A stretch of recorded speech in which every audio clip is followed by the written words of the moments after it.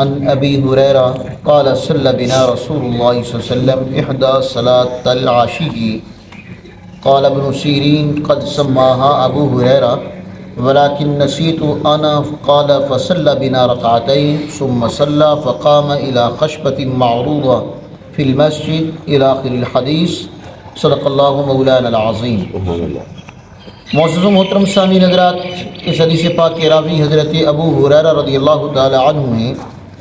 آپ فرماتے ہیں کہ اللہ کے حبیب نے ہمیں شام کی 2 نمازوں میں سے کوئی ایک نماز پڑھائی۔ ابن سیرین فرماتے ہیں کہ حضرت ابو ہریرہ رضی اللہ تعالی عنہ نے اس نماز کا نام بھی لیا، لیکن میں بھول گیا کہ وہ کون سی نماز تھی۔ فرماتے ہیں کہ جب سرکار دو جہاں وسلم نے ہمیں 2 رکعتیں پڑھائیں تو سرکار نے سلام پھیر دیا، پھر آپ ایک ستون تھا جو لکڑی کا بنا ہوا تھا مسجد میں، اس پر سہارا لگایا اور آپ غصے کی حالت میں تھے، اور آپ نے اپنا دائیں ہاتھ بین پر رکھا اور اپنی انگلیوں میں تشبیک کی، اور پھر آپ نے دائیں رخسار جو ہے وہ بیں ہتھیلی کے ظہر پر رکھا، اور بڑی تیزی سے لوگ مسجد کے دروازوں سے نکلنے لگے، اور انہوں نے کہا کہ کیا نماز کم ہو گئی یا سرکار دو جہاں وسلم کے ساتھ معاملہ ہوا؟ فرماتے ہیں قوم کے اندر حضرت ابو بکر صدیق اور فاروق اعظم رضی اللہ تعالی عنہما بھی تھے، اور انہوں نے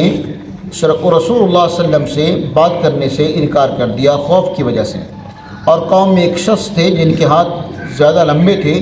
اور انہیں ذوالجدین کہا جاتا تھا۔ اس نے عرض کیا، یا رسول اللہ صلی اللہ علیہ وسلم کیا آپ بھول گئے یا نماز کم ہو گئی؟ میرے مصطفیٰ کریم علیہ الصلوۃ والسلام نے ارشاد فرمایا کہ نہ میں بھولا ہوں اور نہ ہی نماز کم ہوئی ہے۔ اس نے عرض کیا کہ کیا پھر یہ کیسے ہوا؟ انہوں نے کہا کہ ہاں۔ سرکار آگے بڑھے، سرکار نے جو نماز چھوڑی تھی اس کو ادا کیا، پھر سرکار نے سلام پھیرا، پھر تکبیر کہی اور سجدہ کیا، پہلے سجدے کی مثل یا اس سے زیادہ لمبا، پھر آپ نے اپنا سر اتھر اٹھایا، تکبیر کہی، پھر سجدہ کیا، اور پہلے سجدے کی مثل یا اس سے بھی زیادہ لمبا، پھر آپ نے سر اٹھایا اور تکبیر کہی، اور پھر سرکار دو جہاں وسلم نے سلام پھیرا۔ اور فرماتے ہیں کہ مجھے خبر دی کہ عمران بن حسین نے کہ فرمایا کہ پھر اس کے بعد سرکار دو جہاں وسلم نے سلام پھیر دیا۔ اب یہ چونکہ باب چل رہا تھا، یہ تیسری حدیث ہے انگلیوں میں ڈالنے کے حوالے سے، لیکن ہر حدیث کہ میں آپ نے دیکھا کہ پہلی 2 حدیثیں جو ہیں بے شک ان میں مسئلہ یہی تھا کہ انگلی کو انگلی میں ڈالنا کیسا ہے، لیکن مفہوم جو ہے وہ تھوڑا سا الگ تھا، یعنی اس کے علاوہ اور بھی مسئلہ اس حدیث مبارکہ میں بیان ہوا۔ اور یہاں پر اس حدیث مبارکہ میں جس کے راوی حضرت ابو ہریرہ رضی اللہ تعالیٰ عنہ ہیں، یہ حدیث بھی ہے اسی عنوان سے ہی کہ انگلیوں کو انگلیوں میں ڈالنا کیسا ہے، لیکن اس کے اندر اور بھی کافی سارے مسائل جو ہے وہ اللہ کے حبیب نے جو ہے ہمارے لیے بتلائے ہیں۔ پہلی بات تو یہ ذہن نشین فرما لیجئے، پھر اس کے بعد اصل مسئلے کی طرف آتے ہیں کہ اللہ کا جو نبی ہوتا ہے وہ بھولتا نہیں ہے۔ اس کی وجہ یہ ہے کہ ان کے سر پر نبوت اور رسالت کا تاج ہوتا ہے۔ اگر وہ شخص جس پر نبوت اور رسالت کا تاج ہو وہ بھی اگر بھول جائے تو پھر شریعت مطالعہ کے جو مسائل ہیں وہ لوگوں تک نہیں پہنچ پاتے۔ اب ظاہر کہ اگر نبی ہی بھولنا شروع کر دے کہ ایک مسئلے میں بھول گیا، دوسرے میں، تیسرے میں، تو پھر یہ بہت بڑا منصب ہے، یہ کیسے جو ہے وہ سر انجام پائے گا؟ اور یہی وجہ ہے کہ سرکار دو جہاں وسلم سے جب اس صحابی نے سوال کیا کہ حضور ام نسیتا ام کسرتا، کیا آپ بھول گئے یا نماز کم ہو گئی، یعنی نماز کی مقدار کم ہو گئی؟ تو پیارے مصطفیٰ کریم علیہ الصلوۃ والسلام نے ارشاد فرمایا نہ میں بھولا ہوں اور نہ ہی نماز کم ہوئی ہے، یعنی بھولنے والا سلسلہ بھی ختم ہے اور نماز کی کم ہونے والا سلسلہ بھی ختم ہے کہ نہ میں بھولا ہوں اور نہ ہی نماز کم ہوئی ہے۔ اب اس کے بعد جو مسئلہ ہے اس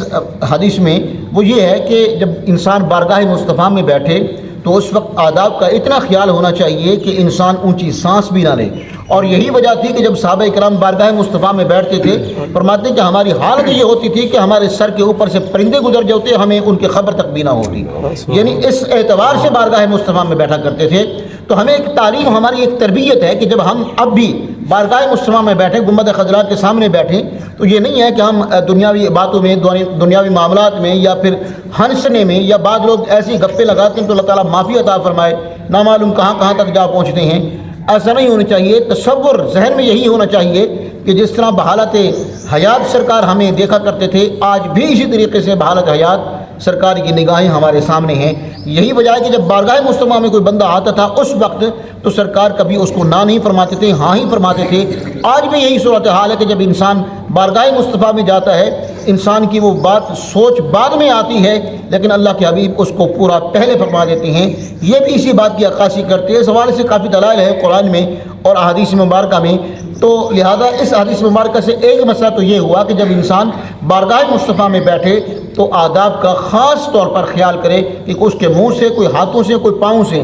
ایسی چیز سرزد نہ ہو جو آداب نبوت کے خلاف ہے۔ اور یہی وجہ ہے کہ قرآن مقدس کی سورہ مجادلات میں اللہ پاک فرماتا ہے کہ لوگوں، جب تم میری محبوب کی بارگاہ میں جاؤ تو جانے سے پہلے کچھ صدقہ خیرات کر لیا کرو، اگر خدا نہ خواستہ انسانی طبیعت کے مطابق کوئی تم سے بات سرزد ہو بھی جاتی ہے تو صدقے کی وجہ سے تمہاری وہ بات جو ہے وہ معاف ہو جائے۔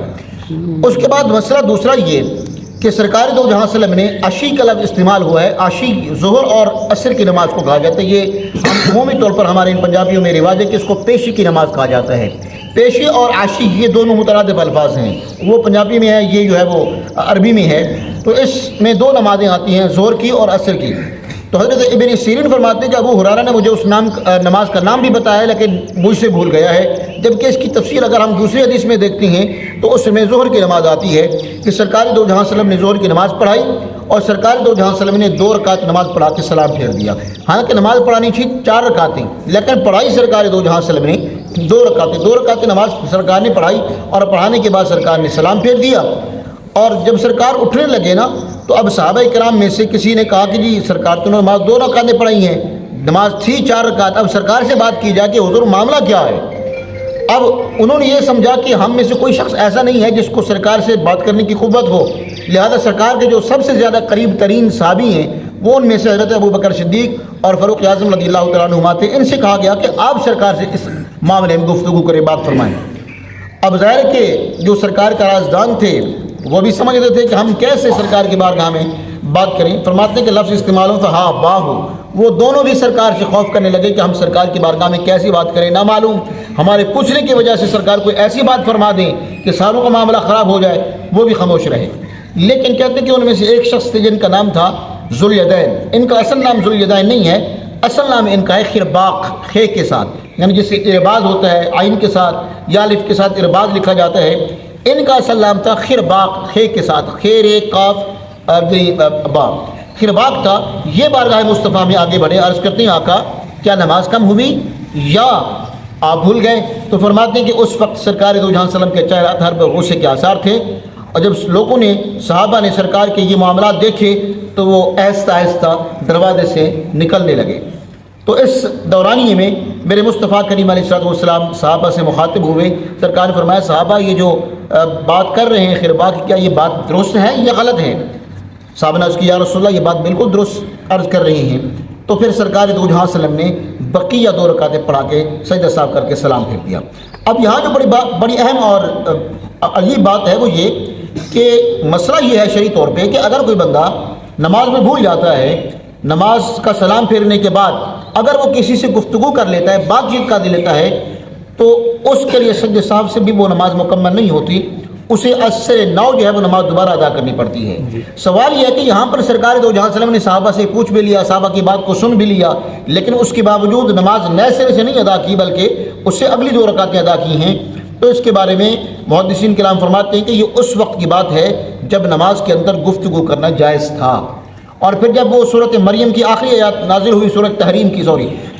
کی آخری آیات نازل ہوئی کہ وَقَانَتْ مِنَ الْقَانِتِينَ، جب تم بارگاہ خداوندی میں کھڑے ہو تو عاجزی و انکساری کے ساتھ کھڑے ہو۔ یہ اسی طریقے سے ایک اور آیات بھی ہے، جب یہ 2 آیاتیں نازل ہوئیں تو اس وقت نماز کے اندر گفتگو کرنا، سلام دعا کرنا، یہ سارا کچھ منسوخ ہو گیا تھا، اور یہ جو واقعہ ہے یہ اس سے پہلے کا ہے۔ لہذا اب اس سے جو مسئلہ معلوم ہوا وہ یہ کہ اگر کوئی بندہ خدا نخواستہ بھول جاتا ہے، سلام پھیرنے کے فوری بعد اسے یاد آ جاتا ہے کہ میری 1 یا 2 رکعتیں رہ گئی ہیں، اس نے کسی سے بات چیت نہیں کی، تو وہ کھڑے ہو کر بقیہ رکعتیں جو اس کی رہ گئی ہیں وہ اس کو پورا کرے گا، اور اس کے بعد ایک طرف سلام پھیرے یا 2 طرف سلام پھیرے، دونوں طرف بھی جائز ہے، ایک طرف بھی جائز ہے کہ سلام پھیر کے اس کے بعد صاحب کے 2 سجدے کرے، یعنی اس میں 2 سجدے کرنے کے بعد پھر بیٹھے گا، ابتدا سے شروع کرے گا، یوم یقوم الحساب تک پڑھ کے پھر دونوں طرف سلام پھیرے، اس طریقے سے اس کی نماز جو ہے وہ مکمل ہو جائے گی۔ اور بعد میں یہ بھی کہا ہے کہ یہ بجائے سرکار نے 2 رکعت پڑھا کے 5 رکعتیں پڑھائی تھی۔